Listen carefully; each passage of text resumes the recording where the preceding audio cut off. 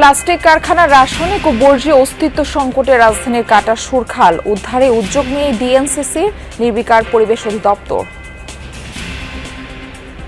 মানে এতটাই ক্ষতি, তাকে বারবার বলাতেও সে এখান থেকেই করছে না, সরাচ্ছে না। আশা থাকতে পারে না গন্ধের জন্য, এই কেমিক্যালে প্রচণ্ড গন্ধ হয়। আপনার মাধ্যমে যেহেতু জানতে পেরেছি, এটা কি অবস্থাতে ভালো করে জেনে একটা ব্যবস্থা নিতে হবে।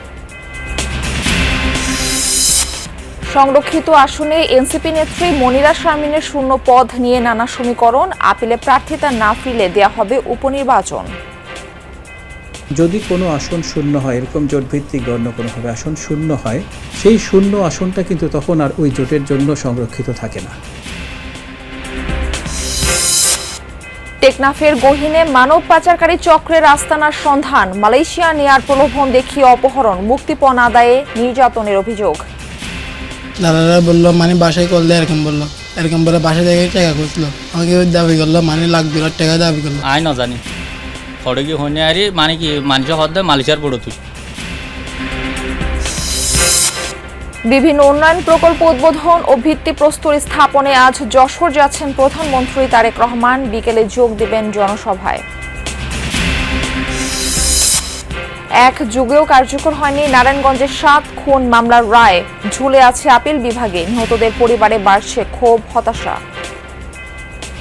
এই মামলার জন্য অনেক লড়ছি, কিন্তু তাদের সাথে আমরা এখন মনে হয় কুলাইতে কম পারতাছি। অদৃশ্য শক্তির কারণে প্রায় দীর্ঘ 8 বছর ধরে এই হত্যাকাণ্ডটা আপিল বিভাগে ঝুলে আছে।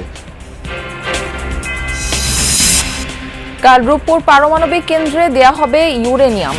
প্রথম ইউনিট থেকে 300 মেগাওয়াট বিদ্যুৎ উৎপাদনের লক্ষ্য, জীবনমান উন্নয়ন হবে আশা স্থানীয়দের।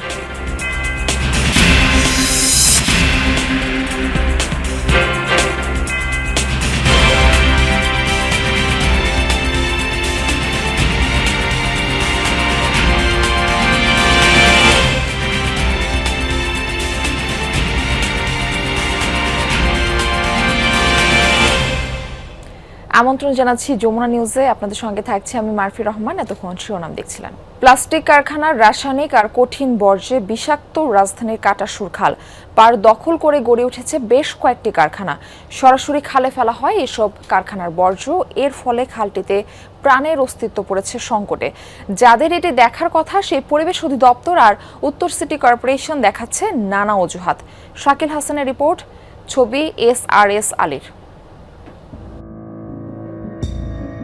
একসময় এই খালে ছিল পানি প্রবাহ।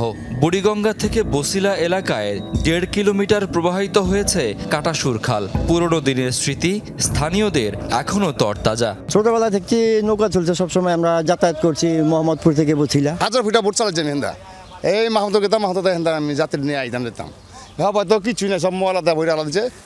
সুখ স্মৃতির বিপরীতে অন্ধকার, খালটি এখন থুকছে অস্তিত্ব সংকটে। পাড় ঘেঁষে গড়ে উঠেছে কারখানা, ভেতরে দেখা যায় মেশিনে প্লাস্টিক ভাঙা হচ্ছে, আরেকটি জায়গায় সেসব প্রক্রিয়াজাত করা হচ্ছে। সেখান থেকে রংযুক্ত রাসায়নিক ড্রেনের মাধ্যমে সরাসরি ফেলা হচ্ছে খালে। পানি তো খালে যাইতেছে। খালে কেন ফেলতেছেন? ওই মেশিনের পানি, তো মেশিনের গরম পানি, এটা পানি ফেলার লেগে জায়গা তো নাই, এই জন্য অনেক যায়। প্লাস্টিকে কোনো কেমিক্যাল নাই? না না, এটার মধ্যে কোনো কেমিক্যাল নাই। কারখানার ফেলা কঠিন বর্জ্যে ভরাট হচ্ছে খাল, নষ্ট হচ্ছে মাটি, আর রাসায়নিকের কারণে মাছ ও অন্যান্য জলজ প্রাণী বাঁচতে পারছে না। স্থানীয়দের আপত্তির পরও প্রকাশ্যই চলছে কারখানাটি। ক্ষতি হচ্ছে অনেক, মানে এতটাই ক্ষতি, তাকে বারবার বলাতেও সে এখান থেকেই করছে না, সরাচ্ছে না। গুড়ামোড়া যা আছে, আবিজাবি ময়লা সব আইতাছে। বাসা থাকতে পারে না গন্ধের জন্য, এই কেমিক্যালে প্রচণ্ড গন্ধ হয়। খালপাড়ে স্থাপিত প্লাস্টিক কারখানার পেছনে আছে প্রভাবশালীদের সমর্থন, তাই নেওয়া হচ্ছে না কোনো ব্যবস্থা। শুধু অবৈধ দখল নয়, কাটাসুর খালের গলার কাটা হয়ে দাঁড়িয়েছে পাড় ঘেঁষে অবৈধভাবে গড়ে ওঠা প্লাস্টিক ফ্যাক্টরিগুলো। এসব কারখানার বর্জ্য এবং দূষিত কেমিক্যালযুক্ত পানি খালের পানিকে দূষণ করছে, পাশাপাশি জনস্বাস্থ্যের প্রতি তৈরি করছে প্রচণ্ড ঝুঁকি। কাটাসুর খালটি দেখভাল করার দায়িত্ব ঢাকা উত্তর সিটি কর্পোরেশনের। প্লাস্টিক কারখানাগুলোর দখল দূষণ সম্পর্কে জানে না সংস্থাটি। তবে এখন কারখানাগুলোর বিরুদ্ধে ব্যবস্থা নেওয়ার কথা জানান প্রশাসক। যারা ভাঙাড়ি দোকান টোকান করে তারা ওই বোতল টোতলগুলি এখানে পাশে এনে রেখে সেখান থেকে আবার বস্তায় ভরে তারা আবার বিভিন্ন জায়গায় রিসাইকেলের জন্য বিক্রি করে কিংবা ব্যবহার করে। তো আমি আপনার মাধ্যমে যেহেতু জানতে পেরেছি এটা কি অবস্থাতে ভালো করে জেনে একটা ব্যবস্থা নিতে হবে। সরকারি নথিতে খালটির প্রস্থ 10 থেকে 15 মিটার, তবে কোথাও কোথাও এর প্রস্থ নেমে এসেছে 5-6 মিটারে। খালটির পাড় দখল করে গড়ে উঠেছে সুউচ্চ ভবন। অবৈধ দখলমুক্ত না করে খনন করা হলে সুফল মিলবে না বলে মনে করছেন স্থানীয়রা। এই এলাকার বাসী উদ্যোগ নিতে হবে, জানি ময়লা না ফালাইতে পারে, যে ফালাবে তার জরিমানা হবে। কাটাসুর খালটি মোহাম্মদী হাউজিং হয়ে রামচন্দ্রপুর খালে গিয়ে পড়েছে। এই এলাকার জলাবদ্ধতা নিরসনে খালটি দ্রুত সংস্কারের দাবি স্থানীয়দের। শাকিল হাসান, যমুনা নিউজ, ঢাকা। জাতীয় সংসদের সংরক্ষিত নারী আসনের প্রার্থীদের মধ্যে জামায়াত জোটের একজনের মনোনয়নপত্র বাতিল হওয়ার পর শূন্য আসন পূরণ হবে কিভাবে, সে প্রশ্ন সামনে আসছে। নির্বাচন কমিশন বলছে ওই প্রার্থী আপিল করতে পারবেন বা আদালতে যেতে পারবেন। তাতেও প্রার্থিতা না ফিরলে উপনির্বাচন দিতে হবে, তখন আসনটি সবার জন্য উন্মুক্ত হয়ে যাবে। অর্থাৎ এনসিপি নেত্রী মনিরা শারমিনের আসনটির জন্য প্রতিদ্বন্দ্বিতা করতে পারবে সংসদের বিএনপি সমর্থিত জোট এবং স্বতন্ত্র প্রার্থীদের প্যানেল। সংসদে আনুপাতিক প্রতিনিধিত্ব পদ্ধতি অনুযায়ী রাজনৈতিক দল ও জোটের মধ্যে সংরক্ষিত নারী আসন বন্টন করা হয়। ফলে ত্রয়োদশ সংসদে বিএনপি জোট পায় 36 জন, জামাত সহ 11 দলীয় ঐক্য 13 আর স্বতন্ত্র জোটের 1 জন নারী। প্রার্থীদের মনোনয়নপত্র যাচাই বাছাইয়ে সবাই উতরে গেল ছিটকে পড়েছেন 11 দলের শরিক এনসিপি নেত্রী মনিরা শারমিন। সরকারি চাকরি ছাড়ার 3 বছর পার না হয় তার প্রার্থিতা বাতিল হয়। এ নিয়ে ইসিতে আপিলও করেছেন তিনি। মনিরা শারমিন প্রার্থিতা না পেলে শূন্য আসনের কি হবে? দেশে সংরক্ষিত নারী আসনে ভোটাভুটির নজির নেই। দল ও জোটের সমান সংখ্যক প্রার্থী থাকায় বরাবরই বিনা প্রতিদ্বন্দ্বিতায় তারা নির্বাচিত হন। তবে আইন বলছে জোটের বরাদ্দ পাওয়া আসন শূন্য হলে উপনির্বাচন করতে হবে। সেক্ষেত্রে নির্দিষ্ট একটি জোটে সীমাবদ্ধ থাকবে না আসনটি। যদি কোনো আসন শূন্য হয়, এরকম জোটভিত্তিক বা অন্য কোনোভাবে আসন শূন্য হয়, অর্থাৎ সেটা কোনো কারণে বাতিল হতে পারে, অন্য কোনো কারণে শূন্য হতে পারে, সেই শূন্য আসনটা কিন্তু তখন আর ওই জোটের জন্য সংরক্ষিত থাকে না। এই আইনের 30 ধারায় বলা আছে যে এটা তখন উন্মুক্ত হয়ে যাবে। অতীতে সংরক্ষিত নারী আসনে ভোটের প্রয়োজন না হলেও এবার পরিস্থিতি ভিন্ন হতে পারে। শূন্য আসন উন্মুক্ত হলেই নতুন তফসিল ঘোষণা করা হবে। সেক্ষেত্রে সংসদ সদস্যরা ভোট দিয়ে সংরক্ষিত আসনের সদস্য নির্বাচিত করবেন। সবার সুযোগ আছে, এখন কে এটা কন্টেস্ট করবেন বা করবেন না তো তাদের রাজনৈতিক দল বা জোটের বিষয়, কিন্তু সংঘাতের কোনো সুযোগ এখানে নেই। এটা আইন তো খুবই স্পেসিফিক যে কারা কারা কন্টেস্ট করতে পারবেন। একটা সময় যেমন জোটের মধ্যে লিমিটেড ছিল, এখন এটা একটু ওপেন হয়ে গেছে। এখন 300 মাননীয় সংসদ সদস্যই ভোট দেওয়ার সুযোগ তৈরি হয়েছে। ফলে এখন প্রত্যেকটা জোট থেকেই যেহেতু ইলেকশন করার সুযোগ আছে, ইলেকশন যদি তারা চান করতে পারবেন। তবে রাজনৈতিক দল ও জোট সমঝোতায় পৌঁছলে শূন্য আসনটি যে জোট হারিয়েছে সেটি তাদেরই হতে পারে। তানভীর মৌসুম, যমুনা নিউজ, ঢাকা। টেকনাফের বাহারছড়া ও শিলখালী এলাকার গহীন পাহাড় এখন মানব পাচারকারীদের ভয়াবহ আস্তানা। মালয়েশিয়ায় নেয়ার প্রলোভন দেখিয়ে রোহিঙ্গা ও স্থানীয়দের অপহরণ করে জিম্মি রাখা হচ্ছে, নির্যাতন চালিয়ে আদায় করা হচ্ছে মুক্তিপণ। অভিযানে ভুক্তভোগীদের উদ্ধারের পাশাপাশি পাচারকারীদের আটকের কথা জানিয়েছে কোস্টগার্ড। অবশ্য কঠোর নজরদারির মধ্যেও থেমে নেই এই সংঘবদ্ধ চক্র। রানা হোসেইনের তোলা ছবিতে টেকনাফের গহীন পাহাড়ের পরিস্থিতি নিয়ে রাব্বি সিদ্দিকীর বিশেষ প্রতিবেদন। টেকনাফের এসব পাহাড়ে আস্তানা গাড়ে মানব পাচারকারীরা। মালয়েশিয়াতে পাঠাবে বলে এসব ভুক্তভোগীকে জড়ো করা হয়। কক্সবাজারের টেকনাফে গহীন পাহাড় এখন মানব পাচারকারীদের নতুন আস্তানা।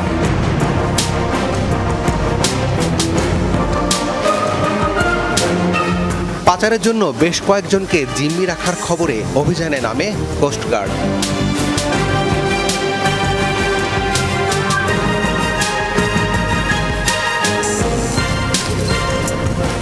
এসব পাহাড়ে মালয়েশিয়ায় পাচারের উদ্দেশ্যে রোহিঙ্গাদের আটকে রাখার ঘটনা সামনে এসেছে একাধিকবার।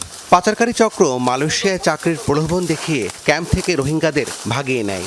এমনকি স্থানীয় বাঙালি বাসিন্দারাও এই চক্রের ফাঁদে পড়ছেন। ভুক্তভোগীদের অনেক সময় দিনের পর দিন আটকে রাখা হয়। শারীরিক নির্যাতন চালিয়ে পরিবারের কাছ থেকে মুক্তিপণ আদায়ের অভিযোগও রয়েছে। টেকনাফের বাহারছড়া, শিলখালী এবং শাহপরীর দ্বীপের মতো উপকূলীয় এলাকাগুলো মানব পাচারের প্রধান রুট হিসেবে ব্যবহৃত হচ্ছে। এখানে নিয়মিত চলছে বাংলাদেশ কোস্টগার্ডের অভিযান, তবে পাচারকারীদের অপতৎপরতা পুরোপুরি বন্ধ করা যায়নি। সাগর পথে মালয়েশিয়া পাচারের উদ্দেশ্যে পাহাড়ে আটক রাখা কয়েকজন রোহিঙ্গা ও বাঙালিদের উদ্ধার করা হয়। গ্রেফতার করা হয় বেশ কয়েকজন দালালও। তারা শোনালো মানুষকে ফাঁদে ফেলার গল্প। এ পর্যন্ত কতজনরে বোটে তুলে দিচ্ছেন? দিয়েছি 32 জন। 20-30 জন। পার ম্যান কত টাকা পান? পারে ভাই একজন 30,000-40,000 টাকা করে ভাই। 30,000-40,000 করে পান। আপনার সাথে এরকম আর কতজন আছে এই দালাল চক্রের? কতজন আছে? 10-12 জন। উদ্ধার হওয়া ভুক্তভোগীরা জানালেন মালয়েশিয়া পাঠানোর কথা বলে তাদের 2 দিন আটকে রাখা হয়েছিল। দুটি করলে যে লাভালাগিতে ডালালি নেই, মানুষই নেই। মেলেছিয়া ওই ওয়াচিয়া তিরিচিয়া বাতা নদে কিছু নদে দূরের মধ্যে ভরে থাকি। দাদারা বললো মানে বাসায় করলে এরকম বললো, এরকম বলে বাসা থেকে টাকা করছিল। কত টাকা দাবি করলো? আমাকে দাবি করলো মানে $1,00,000 টাকা দাবি করলো। মানব পাচারকারীরা আইন শৃঙ্খলা বাহিনীর চোখ এড়াতে দুর্গম পাহাড়ি এলাকায় আস্তানা গাড়ে। নানা প্রতিকূলতা সত্ত্বেও নিয়মিত বিশেষ অভিযান চালিয়ে যাচ্ছে কোস্টগার্ড। স্থানীয়রাই পাচারকারী চক্রের সদস্য। অসহায় মানুষকে বিদেশে উন্নত জীবনের স্বপ্ন দেখিয়ে সাগর পথে পাচারের চেষ্টা চালায় তারা। পাহাড়টাকে বেছে নেয় কারণ আমরা এখানে দেখা যায় যে বাংলাদেশ কোস্টগার্ড এবং অন্য সকল যে বাহিনীগুলো রয়েছে তারা 24 ঘন্টা টহল কার্যক্রম পরিচালনা করতে পারে না পাহাড়গুলো এলাকায়, এবং এই পাহাড়গুলোতেই তারা প্রাথমিকভাবে আশ্রয় নেয় এবং পরবর্তীতে যে কোনো ধরনের যে বৈরী আবহাওয়া অথবা অন্য কোনো সময় তারা এখান থেকে প্রস্থান নেওয়ার প্ল্যান করে। গত 1 বছরে কোস্টগার্ডের নিয়মিত অভিযানে 570 জন ভুক্তভোগীকে উদ্ধার করা হয়েছে। মানব পাচারকারী আটক হয়েছে 48 জন। টেকনাফের নূর হোসেন, রাকিব হোসেনের মতো অনেকেই বাড়ি ছেড়েছিলেন মালয়েশিয়ায় রঙিন জীবনের আশায়।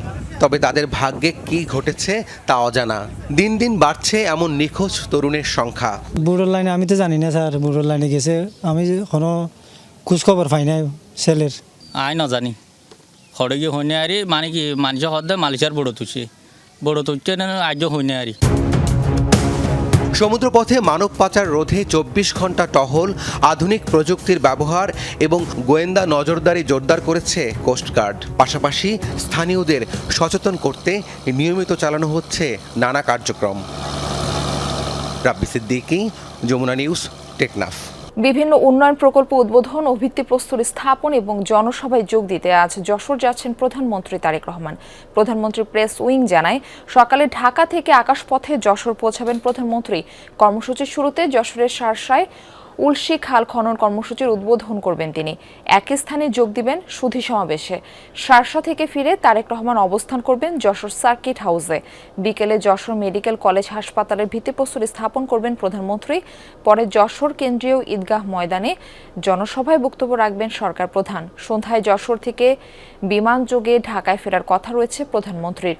সরকার প্রধান হিসেবে তারেক রহমানের এটি যশোরে প্রথম সফর। গতকাল বজ্রপাতের 7 জেলায় নিহত হয়েছেন 14 জন। এর মধ্যে গাইবান্ধাতেই চাচা ভাতিজা সহ প্রাণ গেছে 5 জনের, আহত হয়েছেন 2 জন। বিকেলে হঠাৎই বৃষ্টি নামে দেশের বিভিন্ন জেলায় বজ্রপাতে ঘটে প্রাণহানির ঘটনা। নিহতদের মধ্যে কয়েকজন কৃষক। তীব্র গরমের পর দেশের বিভিন্ন জেলায় স্বস্তির বৃষ্টি, তবে এরই মধ্যে কয়েক জেলায় বজ্রপাতে ঘটল হতাহতের ঘটনা। গাইবান্ধার সুন্দরগঞ্জে বিকেলে বৃষ্টি নামে। এ সময় ধোপাডাঙ্গা গ্রামে একটি টিনের ছাপরা ঘরে গরুসহ আশ্রয় নেন কয়েকজন। হঠাৎ বজ্রপাত হলে ঘটনাস্থলেই মৃত্যু হয় ফুয়াদ হাসান নামে এক যুবকের। আহতদের হাসপাতালে নেওয়া হলে মিজানুর রহমান ও রাফি নামে 2 জনকে মৃত ঘোষণা করেন চিকিৎসক। সম্পর্কে তারা চাচা ভাতিজা। এছাড়া সাঘাটা ও ফুলছড়িতে প্রাণ গেছে আরও 2 জনের। বজ্রপাত শব্দ হয়েছে, আমি বাড়ি থেকে বাইরে বের হয়ে দেখি যে ওরা 4 জন মানে চারদিকে পড়ে আছে। সেদের ওখানে দাঁড়াচ্ছে, ওখানে আরো একটা ছেলে মিজান বা ওই প্রতিবেশী ও ওখানে স্পটেই মারা গেছে বাবারে। জামালপুর সদর ও মেলান্দহে বজ্রপাতে মারা গেছেন 2 জন। সিরাজগঞ্জেও মৃত্যু হয়েছে 2 জনের। পঞ্চগড়ের আটোয়ারী উপজেলার সোনাপাতিলা গ্রামে বজ্রাঘাতে প্রাণ গেছে এক চা শ্রমিকের, আহত হয়েছেন 2 জন। নাটোরের সিংড়ার চলনবিলে ধান কাটার সময় বজ্রপাতে নিহত হয়েছেন সম্রাট নামে এক শ্রমিক। বগুড়াতেও প্রাণ গেছে একজনের। রংপুরের বিভিন্ন এলাকায় ঝড় ও শিলাবৃষ্টিতে বেশ ক্ষয়ক্ষতি হয়েছে, উপড়ে পড়েছে গাছপালা। ঘরবাড়ির পাশাপাশি ক্ষতি হয়েছে বিভিন্ন ফসলেরও। বিদ্যুৎ বিচ্ছিন্ন হয়ে পড়ে কিছু এলাকা। ঠাকুরগাঁয়ে গত মধ্যরাতের কালবৈশাখী ঝড়ে বাড়িঘর ও ফসলের ক্ষতি হয়েছে। এদিকে সিলেট অঞ্চলে ভারী বৃষ্টি ও আগাম বন্যার পূর্বাভাস দিয়েছে আবহাওয়া অফিস। দ্রুত হাওরের ধান কাটার পরামর্শ দিয়েছে পানি উন্নয়ন বোর্ড। জাহিদ হাসান, যমুনা নিউজ। মোহাম্মদপুরের নবীনগরে হাউজিংয়ে পারিবারিক কলহের জেরে এক নারীকে হত্যার অভিযোগ উঠেছে। রোববার রাতে মুন্নি নামে সেই নারীর মরদেহ উদ্ধার করে পুলিশ। জানা যায়, মুন্নির স্বামী রিকশা চালক কাজল গলা টিপে তাকে হত্যা করেছে। 500 টাকা নিয়ে কথা কাটাকাটির এক পর্যায়ে মুন্নির গলা চেপে ধরে তার স্বামী। এক পর্যায়ে মুন্নির মৃত্যু হয়। তবে তার ছেলে বলছে বাবার সাথে ঝগড়া করে আত্মহত্যা করেছে তার মা। এই ঘটনার পর থেকে মুন্নির স্বামী কাজল পলাতক। পুলিশ বলছে কাজলকে ধরতে কাজ চলছে। এটি হত্যা নাকি আত্মহত্যা সেটা বলা যাবে তদন্ত শেষে। আমরা যেটা জানতে পারি যে ওখানে যে ডেড বডিটা আছে সেটা হাজব্যান্ড ও ওয়াইফের সাথে মানে হাজব্যান্ড তালা দিয়ে চলে গেছে। পরবর্তীতে এলাকার লোকজন ওখানে ডেড বডিটা পেয়ে আমাদেরকে খবর দেয়। ওখানে আমরা যাই যে আইনগত প্রক্রিয়া আসলে সুরতল করে আমরা সুরতল করেছি। এখন এইটা লাশের যেখানে গলার মধ্যে একটা দাগ আছে, এখন এটা কি হত্যা না আত্মহত্যা এটা আমরা পোস্টমর্টম করলে আমরা বুঝতে পারবো। দেশের 3 জেলায় পৃথক ঘটনায় 3 জনকে হত্যা করা হয়েছে। রোববার চট্টগ্রাম, সাতক্ষীরা ও নাটোরে এসব ঘটনা ঘটে। চট্টগ্রামের রাউজানে গুলি করে এক যুবককে হত্যার 2 দিন পর গুলি করে হত্যা করা হয়েছে নাসির নামে আরেকজনকে। রোববার রাতে উপজেলার কদলপুর এলাকায় এই ঘটনা ঘটে। স্থানীয়রা জানায় একদল অস্ত্রধারী দুর্বৃত্ত নাসিরকে লক্ষ্য করে এলো পাতারে গুলি ছুড়ে। এতে তিনি গুলিবিদ্ধ হন। আহত অবস্থায় হাসপাতালে নিয়ে গেলে চিকিৎসক নাসিরকে মৃত ঘোষণা করেন। এর আগে গেল শুক্রবার একই উপজেলার জঙ্গল রাউজানে সন্ত্রাসীদের গুলিতে মারা যান কাসরুজ্জামান বাবলু নামের এক বিএনপি সমর্থক। এদিকে সাতক্ষীরায় পুকুর থেকে মুখ ও মাথা থেতলানো অবস্থায় বিথিকা সাধু নামে এক নারীর মরদেহ উদ্ধার করেছে পুলিশ। রোববার রাতে শহরের থানাঘাটা বউবাজার এলাকা থেকে তার মরদেহ উদ্ধার করা হয়। পরিবার ও স্থানীয়রা জানায়, বিথিকার বউবাজারে একটি মুদির দোকান রয়েছে। বেচাবিক্রি শেষে দৈনিক রাত 10টার দিকে বাড়িতে ফেরেন, কিন্তু গত রাতে বাড়িতে ফিরতে দেরি হওয়ায় পরিবারের সদস্যরা খোঁজাখুঁজির এক পর্যায়ে বাড়ির পাশে পুকুরে মরদেহ পড়ে থাকতে দেখে। পরিবারের ধারণা, মাদক সেবীরা ছিনতাইকালে তাদের চিনে ফেলায় বিথিকাকে হত্যা করা হয়েছে। নাটোরে বাঘ প্রতিবন্ধী ছেলের হাতে মা নিহত হয়েছেন। রোববার রাতে শহরের মল্লিকহাটি ঘোষপাড়া এলাকায় এই ঘটনা ঘটে। নিহত নারীর নাম শহীদা বেগম। পুলিশ জানায়, প্রতিবন্ধী ছেলে আরিফ হোসেন প্রায় তার মায়ের সাথে উগ্র আচরণ করত এবং মারমুখী হতো। গতকাল রাতে আরিফ হঠাৎ ক্ষিপ্ত হয়ে শিলপাটা দিয়ে তার মায়ের মাথায় সজোরে আঘাত করে। এতে ঘটনাস্থলেই শহীদা বেগমের মৃত্যু হয়। পরে পুলিশ এসে ছেলেকে আটক করে। এই বিষয়ে আইনগত ব্যবস্থা নেওয়া হচ্ছে। জ্বালানি তেল সরবরাহ ব্যবস্থার সার্বিক পরিস্থিতি আমরা জানবো। রাজধানীর পরিবাগ এলাকায় আছেন সহকর্মী রাজীব আহমেদ। আমরা যাচ্ছি তার কাছে। রাজীব, আপনি যে ফিলিং স্টেশনে আছেন পরিবাগের, কেমন দেখছেন সেখানকার সরবরাহ পরিস্থিতি? আমি এই মুহূর্তে আছি পরিবাগ মেঘনা পাম্পের সামনে। এখানে এরকম একটা তেল নেওয়ার জন্য সিরিয়াল নাই, কিন্তু আস্তে আস্তে সিরিয়াল হচ্ছে। কিন্তু কয়েকজনের সাথে আমরা কথা বলেছি, তারা বলছে যে অন্যান্য সময়ে যে পরিমাণ তেল নেওয়ার জন্য যেই বিশাল সময় লম্বা সিরিয়াল ধরতে হতো, আজকে তেমন সিরিয়াল ধরতে হচ্ছে না। এবং তারা বলছে যে ফুয়েল পাসের মাধ্যমে যাদের যে তেল দিচ্ছে, তাই ফুয়েল পাসের মাধ্যমে যদি আরও তেল পরিমাণ বাড়ানো যেত তাহলে হয়তো সিরিয়াল আরও কমে যেত।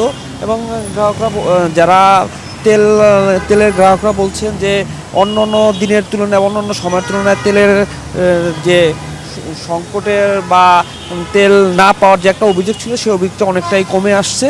এবং অন্যান্য বারের যেই লম্বা সিরিয়াল বা দীর্ঘ লাইন আমরা দেখেছি, সেই লম্বা বা দীর্ঘ লাইন এখন নাই এবং আমরা সকাল থেকে কয়েকটা পাম্পও ঘুরেছি। অনেক পাম্পই আমরা দেখেছি যে স্বাভাবিক যে সিরিয়াল ওই রকমই আপনার গ্রাহকরা তেল নিচ্ছেন এবং ওই রকমই সিরিয়াল রয়েছে। আগে যে দীর্ঘ লম্বা কয়েক কিলোমিটার ধরে যেই লম্বা সারি ছিল সেই সারি বা এখন আমরা দেখতে পাচ্ছি না এবং বলা চলে যে তেলের সংকট অনেকটা আগের চেয়ে আর কি স্বাভাবিক পর্যায়ে চলে আসছে এবং মানুষের ভোগান্তি অনেকটা কমে আসছে। এখন পর্যন্ত আমি সকালবেলা যেই অন্য দিনে যেই রাতভর যেই লাইনে দাঁড়িয়ে তেল নেওয়ার যেই অবস্থা ছিল সেই অবস্থাটা এখন দেখতে পাওয়া যাচ্ছে না। আমরা এবং আমরা কয়েকজনের সাথে কথাও বলেছি, তারা বলছেন যে না আগের তুলনায় আপনার তেলের যেই লম্বা সিরিয়াল বা ভোগান্তি সেটা অনেকটাই কমে আসছে। মারফি। রাজীব, ধন্যবাদ যুক্ত হওয়ার জন্য। নারায়ণগঞ্জের আলোচিত 7 খুনের 12 বছর আজ আপিল বিভাগের ধীর গতিতে এই মামলার রায় কার্যকর হয়নি এখনো। এতে নিহতের পরিবারের মাঝে বাড়ছে ক্ষোভ আর হতাশা। আসামিরা প্রভাবশালী হওয়ায় বিচার ব্যবস্থাকে প্রভাবিত করেছে বলে দাবি নিহতদের স্বজনদের। 2014 সালের আজকের দিনে নারায়ণগঞ্জ আদালতে হাজিরা শেষে ফেরার পথে অপহৃত হন সেই সময়কার সিটি কর্পোরেশনের প্যানেল মেয়র নজরুল ইসলাম সহ 7 জন। এর 3 দিন পর শীতলক্ষ্যায় ভেসে ওঠে সবার মরদেহ। পরে ফতুল্লা থানায় নিহত নজরুল ইসলামের স্ত্রী সেলিনা ইসলাম বিউটি ও নিহত আইনজীবী চন্দন সরকারের জামাতা বিজয় কুমার পাল বাদী হয়ে আলাদা 2টি মামলা করেন।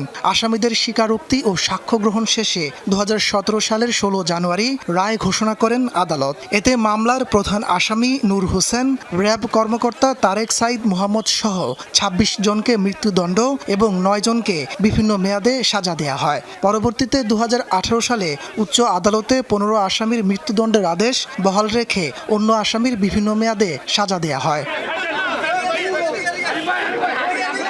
তবে দীর্ঘদিন ধরে সুপ্রিম কোর্টের আপিল বিভাগে মামলাটি শুনানির অপেক্ষায় আটকে আছে। আসামিরা প্রভাবশালী হওয়ায় রায় এখনও কার্যকর হয়নি বলে দাবি নিহতদের স্বজনদের। এই মামলার জন্য অনেক লড়ছি, কিন্তু তাদের সাথে আমরা এখন মনে হয় কুলাইতে কম পারতেছি, কারণ নাইলে কেন এই মামলাটা এইভাবে ঝুইলা থাকবো। এখানে তো কোনো গোপন কিছু নাই, সব প্রকাশ্যে সবাই যারা জড়িত ছিল সব প্রমাণিত। কোন অদৃশ্য শক্তির কারণে প্রায় দীর্ঘ 8 বছর ধরে এই হত্যাকাণ্ডটা আপিল বিভাগে ঝুলে আছে আমরা জানি না। তবে আমরা যেটা মনে করি যে তারা প্রশাসনিকভাবে প্রভাবশালী, কেউ রাজনৈতিকভাবে প্রভাবশালী হওয়ার কারণে আদালত বা এই বিচার ব্যবস্থাকে তারা প্রভাবিত করেছে। আইনজীবীরা বলছেন সাজাপ্রাপ্তরা আওয়ামী লীগের নেতা ও তাদের সংশ্লিষ্ট হওয়ায় রায় কার্যকর হয়নি। রায়টি কার্যকর হলে দেশে গুম খুনের সংস্কৃতি বন্ধ হয়ে যাবে বলে মনে করেন নাগরিক সমাজের প্রতিনিধিরা। এখন সরকার পরিবর্তন হয়েছে, আমরা ইতিপূর্বে এটা যাতে দ্রুত নিষ্পত্তি হয় সেটার জন্য আমরা উপরে লেভেলে যোগাযোগ করার চেষ্টা করছি। আশা করি দ্রুত সময়ে এই আপিল নিষ্পত্তি হবে এবং আসামিদের সাজার রায় কার্যকর হবে। এটা চরম দুঃখজনক, হতাশার এবং চরম ব্যর্থতার ইতিহাস। বিচার বিভাগের এই অবস্থা চলতে দেওয়া, এটা আমার মনে হয় সবচেয়ে সমস্যার ব্যাপার হচ্ছে যে বাংলাদেশে আইনের শাসন এখানে অনুপস্থিত, এবং আইনের শাসন যদি থাকতো তাহলে এই মামলার ডিসপোজাল অনেক আগে হয়ে যেত। আসামিদের দ্রুত ফাঁসি কার্যকরের দাবি স্বজন ও নারায়ণগঞ্জবাসীর। তাপস সরকার, যমুনা নিউজ। দীর্ঘ প্রতীক্ষার অবসান ঘটিয়ে অবশেষে আগামীকাল থেকে শুরু হতে যাচ্ছে রূপপুর পারমাণবিক বিদ্যুৎ কেন্দ্রে জ্বালানি লোডিং কার্যক্রম। এটি সফল হলে প্রথম ইউনিট থেকে অন্তত 300 মেগাওয়াট বিদ্যুৎ জাতীয় গ্রিডে যুক্ত হবে বলে আশা করছেন সংশ্লিষ্টরা। আর এই কার্যক্রম শুরু হওয়াতে আশাবাদী এই অঞ্চলের মানুষ। পাবনার ঈশ্বরদীতে পদ্মার তীরে দেশের একমাত্র পারমাণবিক বিদ্যুৎ উৎপাদন কেন্দ্র। দীর্ঘ প্রতীক্ষার অবসান ঘটিয়ে আগামীকাল থেকে বিদ্যুৎ কেন্দ্রটিতে শুরু হতে যাচ্ছে জ্বালানি লোডিং কার্যক্রম। রূপপুর পারমাণবিক বিদ্যুৎ কেন্দ্রের ইউনিট 1-এর ডিজাইন অ্যান্ড কনস্ট্রাকশন লাইসেন্স পাওয়ার পর 2017 সালের 30 নভেম্বর প্রকল্পের নির্মাণ কাজ শুরু হয়। কাজ শেষে চলতি মাসের 16 তারিখে বাংলাদেশ পরমাণু শক্তি নিয়ন্ত্রণ কর্তৃপক্ষ প্রথম ইউনিটের জন্য কমিশনিং লাইসেন্স দেয়। রিঅ্যাক্টরে পারমাণবিক জ্বালানি লোডিংয়ের মধ্য দিয়ে শুরু হবে উৎপাদন প্রক্রিয়া। বাংলাদেশে বর্তমান যে কারেন্টের যে সংকট, এই সংকটের একটা বড় ভূমিকা পালন করবে আমাদের এই রূপপুর পারমাণবিক বিদ্যুৎ কেন্দ্র। 28 তারিখের পরে আশা করা যায় যে বাংলাদেশে একটা নতুন বিদ্যুতের সম্ভাবনা আশা করছি। বিদ্যুৎ যখন উৎপাদন হবে তখন আশেপাশে এলাকা বা সারা বাংলাদেশে রাজশাহী খুলনার ভিতরে যে বিদ্যুতের ঘাটতিটা সেটা অনেকটাই পূরণ হবে। দীর্ঘদিন পর কার্যক্রম শুরু হওয়ায় আশাবাদী এই অঞ্চলের সাধারণ মানুষ। বিদ্যুৎ উৎপাদন শুরু হলে সামগ্রিকভাবে মানুষের ভোগান্তি কমবে, এমনটাই প্রত্যাশা তাদের। আমরা খুবই খুশি, কারণ আমরা এর মাধ্যম দিয়ে বিদ্যুৎ পাবো এবং আমাদের যারা যুবক আছে, তারা বেকার আছে, তারা এখানে কর্মসংস্থান খুঁজে পাচ্ছে। এই যে বিদ্যুতের যে কষ্ট, বাচ্চা কাচ্চা নিয়ে রাত্রে ঘুমানো যায় না, নিজেদের কষ্ট, সারাদিন রোদ্রে থাকা লাগে, বিদ্যুৎটা কেন্দ্রটা চালু হলে পরে যদি সকলের ঘরে ঘরে বিদ্যুৎটা পর্যাপ্ত পরিমাণে যায় তাহলে পরে আমরা সকলে ভালো থাকতে পারবো।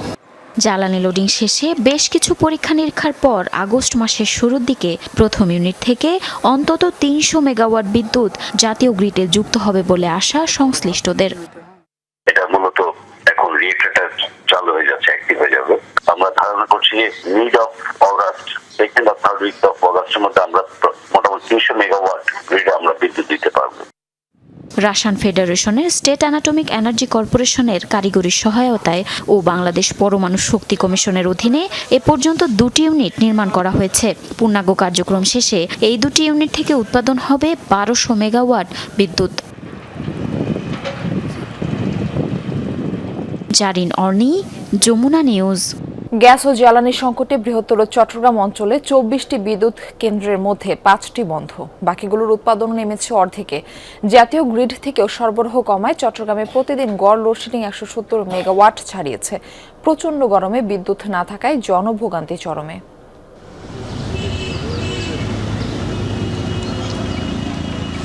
বৈশাখের কাঠ ফাটা রোদ, তার উপর লোডশেডিং, গরমে অতিষ্ঠ মানুষ প্রশান্তির জন্য ছুটে এসেছে প্রকৃতির সান্নিধ্যে। চট্টগ্রামে সিআরবিতে দিনভর দেখা মেলে এমন চিত্র। গাছতলা বসছি, কিছু হাওয়া বাতাস খাচ্ছি, ভালো লাগতেছে। ঘরে তো শান্তিতে থাকা যাচ্ছে না, কখন বাদে বাদে কারেন্ট চলে যায়। গাছের নিচে একটু ছায়া আছে, একটু ঠান্ডা লাগে, একটু ভালো লাগে আর কি। এর লেগে গাছের নিচে এসে বসে রয়েছি। গাড়ি চালাইও শান্তি পাচ্ছি না, তো একটু রেস্ট করতেছি, শরীর আবার শান্তি লাগলে তারপরে গাড়ি নিয়ে বের হবো। গত কয়েকদিন ধরে বেড়েছে লোডশেডিংয়ের মাত্রা। এই যেমন চট্টগ্রামের অন্যতম বৃহৎ মার্কেট রিয়াজউদ্দিন বাজারে দিনভর অবস্থান করে দেখা যায় প্রতি 1.5 থেকে 2 ঘন্টা অন্তর অন্তর বিদ্যুতের লুকোচুরি। আমরা এভাবে হলে ব্যবসা কীভাবে করবো? যদি আইপিএস ব্যাকআপ দিচ্ছে না, কারেন্ট গেছে এখন 2 ঘন্টা হয়ে গেছে প্রায়। একবারে গেলে 1 ঘন্টা 1.5 ঘন্টা থাকে, কোনো সময় আধা ঘন্টা পরে আসে, কোনো সময় আবার 2 ঘন্টাও থাকে। সর্বোচ্চ তো 7 ঘন্টায় আমরা ব্যবসা করতেছি। 7 ঘন্টার মধ্যে মনে হচ্ছে না যে 3 ঘন্টাও আমরা ঠিকমতো কারেন্ট পাচ্ছি বলে মনে হচ্ছে না। বাসাবাড়ি ও অফিস আদালতের চিত্র একই। ঘন ঘন লোডশেডিংয়ের কারণে ব্যাকআপ দিতে পারছে না আইপিএস, তেলের অভাবে চলছে না জেনারেটর। 1 ঘন্টা আসলে আধা ঘন্টা পরে চলে যায়, 10 মিনিটও থাকে না। প্রচণ্ড কারেন্টের সমস্যা দিচ্ছে। 3 গুণ তেল বেশি যাচ্ছে, তারপরেও আমরা কি জেনারেটরটা আপনার চালাতে পারছি না। ঘন্টা 2 ঘন্টা চালানোর পরেও কি আমরা কি বন্ধ রাখতে হচ্ছে। তো অনেক গরম পড়ে, এখন জেনারেটর অল্প সময় চালাইলেই গরম হয়ে যায়, আর আমরা স্বাভাবিক মতন তেলও পাচ্ছি না। চট্টগ্রাম অঞ্চলে 24টি বিদ্যুৎ কেন্দ্রের মধ্যে 6টি সরকারি, 18টি বেসরকারি মালিকানাধীন। এসব কেন্দ্রে বিদ্যুৎ উৎপাদন সক্ষমতা 4600 মেগাওয়াটের বেশি, কিন্তু রক্ষণাবেক্ষণ জটিলতা এবং জ্বালানি তেল ও গ্যাস সংকটে উৎপাদন নেমেছে অর্ধেকেরও কমে। জাতীয় গ্রিড থেকে সরবরাহ কমেছে, ফলে দিনে গড়ে প্রায় 170 মেগাওয়াট পর্যন্ত লোডশেডিং থাকছে। আমার চাহিদাটাও ফিক্সড না। যেমন সকালবেলা আমার চাহিদা ছিল 1100 মেগাওয়াট, আমাকে দিয়েছে 800 মেগাওয়াট, 300 মেগাওয়াট সেটি আছে। এখন কত হচ্ছে? এখন 1100 মেগাওয়াট তোমার লোড, এখন দিয়েছে 1000 মেগাওয়াট, আমি কিছু মেগাওয়াট সরাসরি। তবে সম্প্রতি চট্টগ্রাম সফরে আসা বিদ্যুৎ প্রতিমন্ত্রীর দাবি, লোডশেডিং এখনও সহনীয় পর্যায়ে আছে। আমাদের এই মুহূর্তে যখন আমাদের এই সংকট, আমরা দুটো সেক্টরকে প্রায়োরিটি দিয়েছি। একটি হচ্ছে আমাদের কৃষি আরেকটি হচ্ছে শিল্প। হাউস হোল্ডের লোডশেডিংয়ের মাত্রা বাড়াতে হচ্ছে, কারণ আমাদেরকে ওই দুটো জায়গায় ফোকাস করতে হচ্ছে। আল আমিন শিকদার, যমুনা নিউজ, চট্টগ্রাম। বাগেরহাটের রামপালে প্রবাহমান নদী খালে বাঁধ দিয়ে চলছে মাছ চাষ। এক উপজেলায় অন্তত 50টি স্থানে বাঁধ দিয়ে মাছ চাষ করছেন রাজনৈতিক ছত্রছায়ায় থাকা প্রভাবশালীরা। এতে শুকনো মৌসুমে পানি না পাওয়া, বর্ষা মৌসুমে জলাবদ্ধতা সহ নানা সমস্যায় ভুগতে হচ্ছে স্থানীয়দের। ভুক্তভোগীদের দাবি, বারবার উপজেলা প্রশাসনে অভিযোগ দিয়েও প্রতিকার মিলছে না। বাগেরহাটের রামপাল উপজেলার ভ্যাকটমারি নদীর শেষ অংশ থেকে শুরু কচুর খাল। সরকারি টাকায় কাটা এই খাল এখন দখলদারদের কবলে। সেখানে বাঁধ দিয়ে চলছে মাছ চাষ। 2024 সালে 239 মিটার দৈর্ঘ্যের এই খাল খনন করে স্থানীয় সরকার প্রকৌশল অধিদপ্তর। তবে এখন নদীর সাথে খালের কোনো সংযোগ নেই। স্থানীয়দের অভিযোগ, ফিরোজ শেখ সহ স্থানীয় প্রভাবশালী কয়েকজন খালটির ভ্যাকটমারি নদীর সীমানায় বাঁধ দিয়ে মাছ চাষ করছেন। মাছ ধরা ঠেকাতে খালের দুপাশে বেড়াও দিয়েছে দখলদাররা।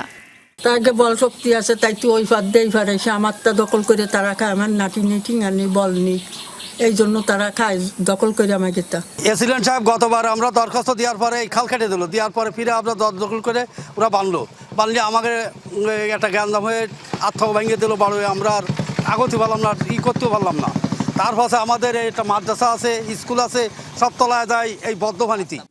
শুধু এই খাল নয়, রামপাল উপজেলার ঝনঝনিয়া, নালুয়া, শ্যাদলা, বাঁশতলী, ওরাবুনিয়া, বিলের খাল সহ অন্তত অর্ধশত খালে মাছ চাষ চলছে। বাঁধের কারণে ব্যাহত হচ্ছে খালের পানি চলাচল। ফলস্বরূপ পানিতে দুর্গন্ধ, বৃষ্টির মৌসুমে জলাবদ্ধতা, শুকনো মৌসুমে প্রয়োজনীয় পানি না পাওয়া, স্বাভাবিক চাষাবাদ ব্যাহত হওয়া সহ নানা সমস্যায় পড়ছেন স্থানীয় বাসিন্দারা। বিভিন্ন জিনিস মরা ফেলাইলি তা পয়সা দুর্গন্ধ হয়, পানি সরে না, আমাদের এখানে বসবাস করা অনুপযোগী হয়ে যায়। আমাদের তো কোনো ফসল দিচ্ছেই না, তারপর আমাদের সুলে পানি উঠে যাচ্ছে, মাদ্রাসা মসজিদ পানি উঠে সব তলায় যাচ্ছে। সরকারি খাল দখলের অভিযোগ যার বিরুদ্ধে, সেই ফিরোজের দাবি 5 আগস্টের পর থেকে অন্য একটি গ্রুপের দখলে ছিল খাল।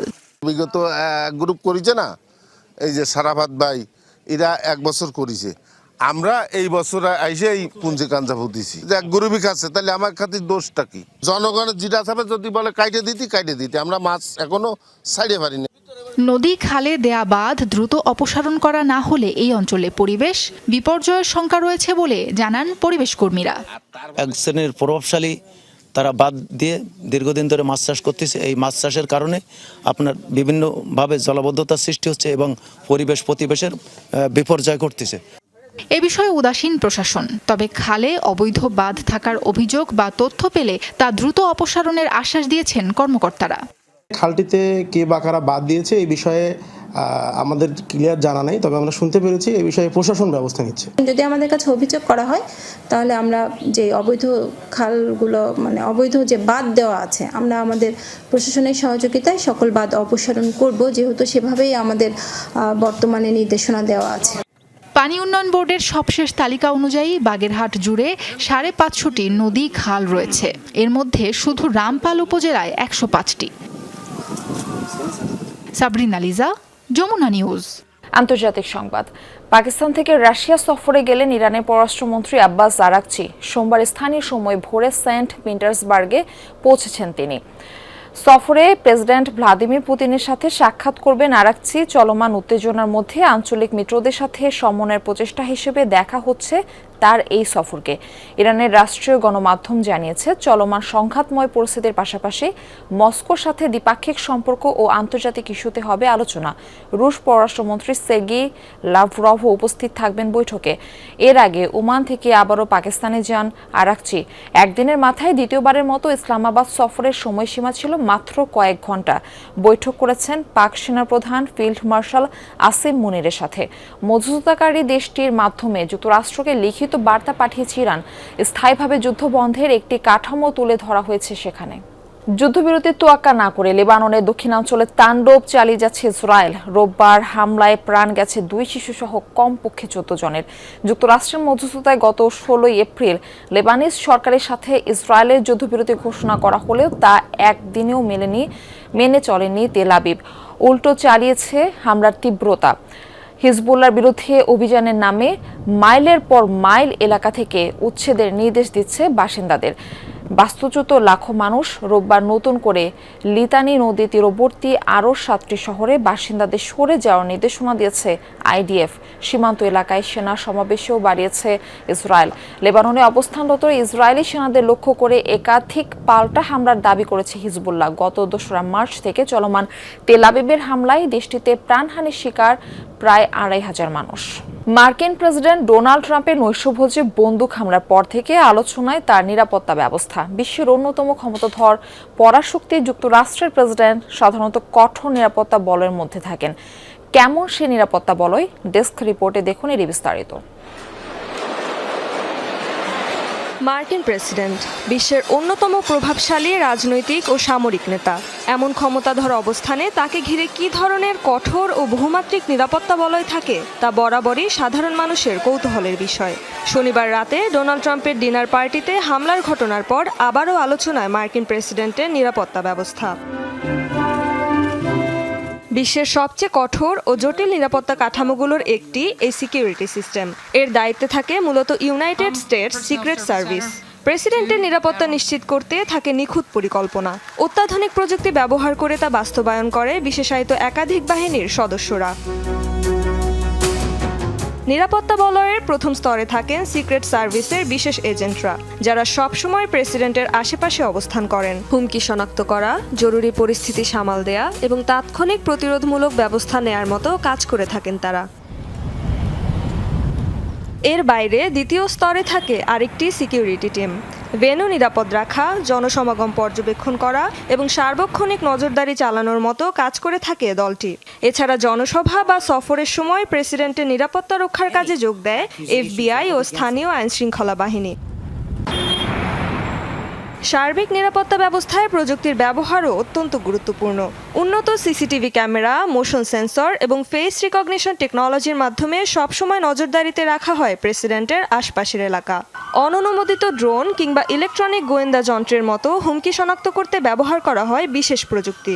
মার্কিন বাহিনীর এই কমান্ডার ইন চিফ চলাফেরাও করেন বিশেষ ধরনের গাড়িতে। বুলেট প্রুফ কাচ ও বহুস্তরীয় সুরক্ষা বর্মে মোড়ানো এই যানে থাকে জরুরি চিকিৎসা সরঞ্জাম। প্রেসিডেন্ট বিদেশ সফরে গেলে থাকেন আরও কঠোর নিরাপত্তা বলয়ে। সফরের অনেক আগেই সম্ভাব্য রুট, থাকার জায়গা এবং অনুষ্ঠানস্থল পরিদর্শন করে ঝুঁকি মূল্যায়ন করে তার সিকিউরিটি টিম। নিরাপত্তার আওতায় আনা হয় যাতায়াতের প্রতিটি পথ, নিয়ন্ত্রণে রাখা হয় প্রবেশপথগুলো। আর আকাশে তার সুরক্ষার কাজে নিয়োজিত থাকে মার্কিন বিমান বাহিনী। এছাড়া তার ব্যবহৃত বিশেষ বিমান এয়ারফোর্স ওয়ানেরও রয়েছে উন্নত প্রতিরক্ষা ব্যবস্থা। রেজবানা সাইমা, যমুনা নিউজ। ভারতে ভাঙনের মুখে এক সময়ের জনপ্রিয় রাজনৈতিক দল আম আদমি পার্টি। আলোচিত মুখ রাঘব চাড্ডা সহ রাজ্যসভার 2/3 সদস্যের বিজেপিতে যোগদানের পর অস্থিরতা বাড়ছে দলটিতে। পার্লামেন্টের রাজ্য প্রতিনিধিত্ব কমে যাওয়ায় আসন্ন পাঞ্জাব বিধানসভা নির্বাচনেও দেখা দিয়েছে আম আদমি পার্টির ভরাডুবির শঙ্কা। এমন অবস্থায় দলটি আরও 28 বিধায়কের দল ত্যাগের গুঞ্জন উঠেছে। দুর্নীতি বিরোধী অবস্থান আর রাজনীতির গুণগত পরিবর্তনের প্রতিশ্রুতি দিয়ে 2012 সালে ভারতে অভিষেক হয় আম আদমি পার্টির। 1 বছর পরই দিল্লির বিধানসভা নির্বাচনে পায় অভাবনীয় সাফল্য। প্রথমবারই 70টির মধ্যে 28 আসনে জয়লাভ করে দলটি। কংগ্রেসের সাথে মিলে গঠন করে সরকারও। পরে তা ভেঙে গেলেও 2015 সালে একাই 70 আসনের 67টিতেই বিজয় কেতন ওড়ায় আম আদমি পার্টি।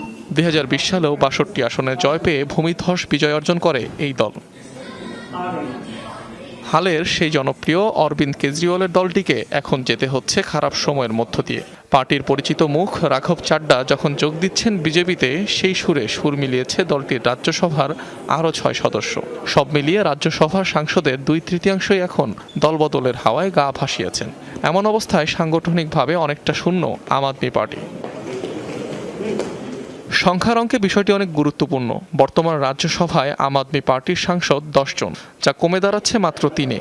এর মধ্যে পাঞ্জাব থেকে নির্বাচিত সাংসদের সংখ্যাই বেশি, তাই আসন্ন পাঞ্জাব বিধানসভা নির্বাচনে এর সরাসরি প্রভাব পড়তে পারে। এছাড়াও রাজ্যের সাংগঠনিক শক্তি ও রাজ্যসভায় আম আদমি পার্টির প্রতিনিধিত্ব করার জন্য 2-3 জনের বেশি সাংসদ অবশিষ্ট থাকবেন না। ফলে পাঞ্জাবে দলটির আরও কিছু শক্তি ক্ষয় হতে পারে। আম আদমি পার্টির গুরুত্ব সহকারে বিবেচনা করা উচিত কেন এমন লোকদের নির্বাচিত করা হয়েছিল এবং কিভাবে তারা চলে যাচ্ছে। এটি একটি গুরুতর বিষয়। এর প্রভাব পাঞ্জাবে পড়বে, কারণ পাঞ্জাবেই এএপি সরকার রয়েছে। এই ধরনের কর্মকাণ্ড চলতে থাকলে গণতন্ত্রের কি হবে? এক দল ছেড়ে অন্য দলে যোগ দেওয়া উচিত নয়। স্বার্থসিদ্ধির জন্য রাজনৈতিক দল পরিবর্তন করা ঠিক কাজ নয়। সংবিধানে এর উল্লেখ নেই। আমাদের সংবিধানই সর্বোচ্চ। আমাদের দেশ সংবিধানের ভিত্তিতেই চলে। এমন পরিস্থিতির মাঝেই নতুন করে গুঞ্জন ছড়িয়েছে আম আদমি পার্টির অন্তর্কন্দলের। হরিয়ানায় প্রাক্তন রাজ্য সভাপতি নবীন জয়হিন্দ দাবি করেছেন একযোগে দলটির 28 বিধায়ক আম আদমি পার্টি ছাড়ার প্রস্তুতি নিচ্ছেন। ঘটনা সত্যি হলে বড় ধরনের বিপাকে পড়তে পারে অরবিন্দ কেজরিওয়ালের দল। এর আগে দলীয় প্রধান অরবিন্দ কেজরিওয়াল সহ সতিন্দর জৈন, মানিশ সিসোদিয়া ও সঞ্জয় সিংয়ের মতো শীর্ষ নেতাদের মামলা দিয়ে হয়রানি করে আম আদমি পার্টিকে ভাঙার চেষ্টা করা হয়। অনিক রহমান, যমুনা নিউজ। ফেনীর বিভিন্ন শিক্ষা প্রতিষ্ঠানের সামনে প্রতিদিন বসছে অস্বাস্থ্যকর খাবারের দোকান। স্কুল মাদ্রাসা ছুটির পর আর বিরতিতে কোমলমতি শিক্ষার্থীরা খাচ্ছে এসব খাবার। দেখতে মুখরোচক হলেও এসব খাবারে রয়েছে নীরব স্বাস্থ্য ঝুঁকি। বিশেষজ্ঞরা বলছেন তদারকির অভাবে শিশুদের শরীরে ছড়িয়ে পড়ছে নানা রোগ। স্কুল ছুটি কিংবা টিফিন বিরতি, ফেনীর বিভিন্ন শিক্ষা প্রতিষ্ঠানের সামনে এমন দৃশ্য এখন নিত্যদিনের। খোলা আকাশের নিচে ফুচকা, চটপটি, বেলপুরি, ঝালমুড়ি আর ভাজা পোড়ার দোকানে ভিড় জমাচ্ছে শিশু কিশোররা। রাস্তার ধুলোবালি আর মাছির উপদ্রবের মধ্যেই বিক্রি হচ্ছে এসব খাবার। অপরিচ্ছন্ন হাতে পরিবেশন, সাথে সস্তা রং ও ক্ষতিকর রাসায়নিক ব্যবহারের অভিযোগও রয়েছে। না জেনেই এসব খাবার খাচ্ছে কোমলমতিরা। এইসব অনেক মজা। এমন আমাদের আর একটু ভিতরে গেলে বার্গার, খিচুড়ি, সব বিভিন্ন জিনিসও পাওয়া যায়। আমরা বেলপুরি খাই, কোনো সময় শরবত খাই, কোনো সময় চটপটি খাই। খোলা আকাশের নিচে প্রতিদিনই এ সকল খোলা খাবারগুলো বিক্রি হচ্ছে, আর এসব খাবার খাচ্ছে শিশু কিশোররা। যমুনা টেলিভিশনের পক্ষ থেকে যোগাযোগ করা হলে সরেজমিনে দেখতে নামে নিরাপদ খাদ্য কর্তৃপক্ষ, কিন্তু কে শুনে কার কথা। এই কর্মকর্তার সামনেই বিক্রি হচ্ছে এসব ভেজাল খাবার। শিক্ষকরাও বলছেন অভিভাবকদের সচেতনতার অভাব এবং স্বল্প টাকায় সহজলভ্য হওয়ায় শিক্ষার্থীরা ঝুঁকিপূর্ণ খাবারের দিকে ঝুঁকছে। শুধু বাংলাদেশ নিরাপদ খাদ্য কর্তৃপক্ষ একা কাজ করতে পারবে না। এখানে হচ্ছে কি সকল ডিপার্টমেন্টের সহযোগিতা লাগবে। আমার বিদ্যালয়ে যে সমস্ত শিক্ষার্থী তার মধ্যে প্রায় 75% অথবা 80% শিক্ষার্থী আছে যারা নিম্ন মধ্যবিত্তের। জনস্বাস্থ্য রক্ষায় দ্রুত কার্যকর পদক্ষেপের দাবি জানিয়েছেন অভিভাবকরা। তাদের আশঙ্কা, এখনই ব্যবস্থা না নিলে ভবিষ্যৎ প্রজন্ম পড়বে বড় ধরনের স্বাস্থ্য ঝুঁকিতে। বাচ্চারা দেখলে কান্নাকাটি করে, না দিও তো উপায় নেই, মাঝে মধ্যে দিতে হয়। স্কুলে আশেপাশে ফুড কর্নার থাকুক বা যে খাবারগুলি আসে এগুলি যেন এগুলি স্বাস্থ্যসম্মত হয়। সরকার যদি প্রাতিষ্ঠানিকভাবে বাচ্চাদেরকে টিফিনের খাবারের ব্যবস্থা করে তাহলে হয়তো বাচ্চারা নিরাপদ খাবার খাবে। যদিও বিক্রেতাদের দাবি তাদের খাবার মানসম্মত, তবে চিকিৎসকরা বলছেন এসব খাবার খাওয়ার ফলে শিশুদের মধ্যে গ্যাস্ট্রিক, পেট খারাপ, লিভারের সমস্যা এবং স্থূলতা বা অতিরিক্ত ওজন বৃদ্ধির সমস্যা দেখা দিচ্ছে, যা পরবর্তীতে হৃদরোগ ও ক্যান্সারের ঝুঁকি বাড়িয়ে দেয় কয়েক গুণ। ভেজাল নেই ভাই, আমরা ভেজাল জিনিস খাওয়াই না। এটা লেবু, চিনি, বরফ, ফ্রিজের বরফ নিজে বানায় আর কি। খাবার বাহিত রোগগুলো যেমন জন্ডিস, টাইফয়েড, ডায়রিয়া, কলেরা এগুলো বেশি হচ্ছে। তারপর ফলশ্রুতিতে এই অসুখের যে জটিলতাগুলো সেগুলো দেখা যাচ্ছে বেশি। আমরা আমাদের বিভিন্ন স্বাস্থ্য শিক্ষা যে প্রোগ্রামগুলো আছে সেগুলোর মাধ্যমে আমরা পরিচালিত করি। এই ব্যাপারটা আসলে দেখার জন্য নিরাপদ খাদ্য কর্তৃপক্ষ আছেন। আমরা যেটা করতে পারি জনগণকে আমরা সচেতন করতে পারি। আরিফুর রহমান, যমুনা নিউজ, ফেনী। খেলার খবর আজ শুরু হচ্ছে বাংলাদেশ নিউজিল্যান্ড টি-20 সিরিজ। চট্টগ্রামের বিশিষ্ট শহীদ লেফটেন্যান্ট মতিউর রহমান স্টেডিয়ামে দুপুর 2টায় শুরু হবে প্রথম ম্যাচ। ওয়ানডে সিরিজের ধারাবাহিকতায় টি-20 সিরিজেও জয় চান অধিনায়ক লিটন কুমার দাস। প্রথম ম্যাচে টাইগার ব্যাটিং লাইন আপে আসছে না কোনো পরিবর্তন, তবে পেস আক্রমণে মোস্তাফিজ, তাসকিন ও নাহিদ রানা বিশ্রামের ফলে দেখা যেতে পারে সাকিব, রিপন মণ্ডল কিংবা সাইফুদ্দিনকে। এদিকে নিউজিল্যান্ডের লক্ষ্য অভিন্ন, টি-20 ট্রফিটা নিয়ে দেশে ফিরতে চান টম ল্যাথাম। বোলারদের ক্ষেত্রে জিনিসটা খুবই ইজি যে রোটেট করে খেলানো, আর আপনারাও জানেন যে দুজন নেই, তারা বাংলাদেশের জন্য বিগ অ্যাসেট। তা আমি চাই না যে তারা কন্টিনিউ ক্রিকেট খেলে ইনজুরি হয়ে ফিনিশ হয়ে যাক, কারণ সামনে জানেন আমাদের ওয়ানডে ফরম্যাটে অনেক গেম আছে। আমাদের স্কোয়াডের আন্তর্জাতিক ক্রিকেটের অভিজ্ঞতার কিছুটা ঘাটতি আছে সত্যি, তবে ঘরোয়া ক্রিকেটের প্রচুর ম্যাচ খেলেছে তারা, সবাই প্রস্তুত। আমি চাই তারা তাদের স্কিলের উপর আস্থা রাখুক। চমক দিয়ে পাকিস্তানের বিপক্ষে প্রথম টেস্টের জন্য 15 সদস্যের টেস্ট দল ঘোষণা করেছে বিসিবি। ঘরোয়া ক্রিকেটের সফল ব্যাটার অমিত হাসান আর সাদা বলে সফল তানজিদ হাসান তামিম প্রথমবার ডাক পেয়েছেন লাল বলের অভিজাত্যে। অমিত হাসান প্রথম শ্রেণীর ক্রিকেটে 49 ম্যাচে 49.32 গড়ে 11 সেঞ্চুরি সহ 3650 রানের মালিক। এদিকে দীর্ঘ বিরতি কাটিয়ে সাদা পোশাকে ফিরেছেন তাসকিন আহমেদ ও শরীফুল ইসলাম। স্কোয়াডে অভিজ্ঞতার ঝুলি বৃদ্ধিতে সমৃদ্ধ করতে থাকছেন মুশফিক লিটন এবং স্পিন আক্রমণে তাইজুল মিরাজের সাথে ফিরেছেন নাইম হাসান। বিশ্ব টেস্ট চ্যাম্পিয়নশিপের অংশ হিসেবে আগামী 8 মে মিরপুরে শুরু হবে এই লড়াই। এই ছিল যমুনা নিউজে। এতক্ষণ সাথে থাকার জন্য সবাইকে ধন্যবাদ।